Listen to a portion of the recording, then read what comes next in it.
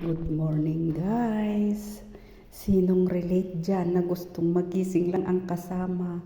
Nag-create ng ito talaga. Kasi alas 11 na, tapos na ang Ramadan. Ito talaga, binagsak ko ng para siya magising. Tapos kumuha ko ng sabon. Tapos nilabhan ko yung dalawang kumot. Ayan siya. Grabe naman, tapos na ang Ramadan. Hindi pa gising, tulog pa. Alas 11 na. Kaya ako nag-create ng sound. Ito na, maglalagay na ako ng sabon para maglinis na ako sa CR. Tapos ko nang napakain yung mga alaga ko. Tapos kumain na rin ako, nag-almusal na rin ako kasi alas 11 na. Hindi pa siya gising. Ay talagang umakyat ako.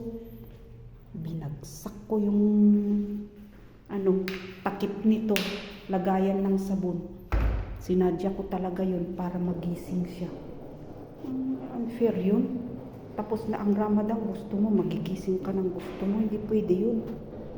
Tapos ako, andun ako.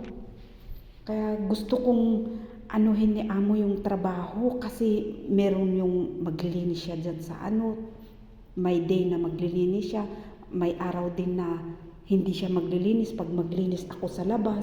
Kaya sabi ko, ano ba to? Dapat ni amo yung schedule namin. Kung luto siya, kung tagaluto siya, tagaluto talaga siya.